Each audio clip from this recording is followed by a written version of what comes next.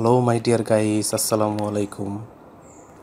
Usman Sahal medical services YouTube চ্যানেলের পক্ষ থেকে আপনাদেরকে জানাই স্বাগতম।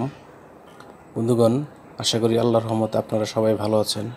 আজকের ভিডিওতে আমি আপনাদেরকে বাচ্চাদের এবং প্রাপ্তবয়স্কদের অ্যালার্জিক রাইনাইটিস জনিত ঠান্ডা বা অ্যালার্জি, সর্দি, কাশি, চুলকানি এবং অ্যাজমাজনিত বা অ্যালার্জিজনিত অ্যাজমা ইত্যাদি সমস্যা সমাধানে অত্যন্ত কার্যকর একটি মেডিসিন এবং মেডিসিনটির নাম, দাম, কার্যপ্রণালী, গ্রুপ বা জেনেরিক নাম, প্রস্তুতকারক কোম্পানির নাম, খাওয়ার নিয়ম এবং এর সাইড এফেক্টস বা পার্শ্ব প্রতিক্রিয়া সম্পর্কে আলোচনা করব।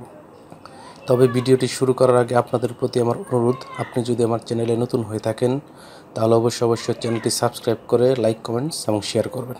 বন্ধুগণ, বাচ্চাদের এবং প্রাপ্তবয়স্কদের অ্যালার্জিক রাইনাইটিস জনিত ঠান্ডা বা সর্দি, কাশি, অ্যালার্জি, চুলকানি ইত্যাদি সমস্যার সমাধানে বিশেষজ্ঞ ডাক্তারগণ সচরাচর যে ঔষধটির কথা প্রেসক্রিপশনে লিখে থাকেন তার নাম হলো রিজ ট্যাবলেট বা রিজ সিরাপ।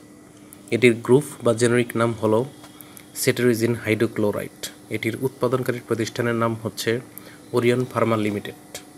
রিজ ট্যাবলেটের প্রতি পিসের দাম 3 টাকা এবং রিজ সিরাপের দাম 25 টাকা। এটি খাওয়ার নিয়ম হচ্ছে যে সমস্ত বাচ্চাদের বয়স 6 মাস থেকে 2 বছর তারা প্রতিদিন একবার করে হাফ চা চামচ করে সেবন করতে পারবে।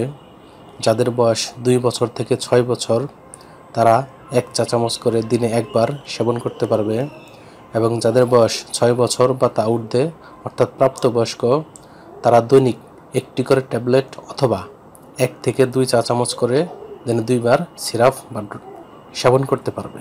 এই সিরাপটি সেবনের পর হালকা সাইড এফেক্টস বা পার্শ্ব প্রতিক্রিয়া দেখা দিতে পারে, যেমন বেশিরভাগ ক্ষেত্রে এই সিরাপটি বা ট্যাবলেটটি খাওয়ার পর বা সেবনের পর হালকা ঝিমুনি বা তন্দ্রাচ্ছন্নতা আসতে পারে, অর্থাৎ ঘুমের ভাব হতে পারে। গর্ভাবস্থায় এবং স্তন্যদানকালীন সময়ে সকল মহিলাদের যে কোনো ঔষধ সেবনের পূর্বে বা সিরাপ সেবনের পূর্বে অবশ্যই রেজিস্টার্ড চিকিৎসকের পরামর্শ নেওয়া বাধ্যতামূলক। এই ঔষধটি আলো ও তাপ থেকে দূরে ঠান্ডা এবং শুষ্ক স্থানে রাখতে হবে এবং শিশুদের হাতের নাগালের বাইরে রাখতে হবে, এবং একই সাথে যে কোনো ঔষধ ক্রয়ের পূর্বে অবশ্যই রেজিস্টার্ড চিকিৎসকের পরামর্শ নিতে হবে এবং ঔষধ ক্রয়ের পূর্বে ঔষধের উৎপাদন তারিখ এবং মেয়াদ উত্তীর্ণের তারিখ দেখে নিতে হবে। ধন্যবাদ।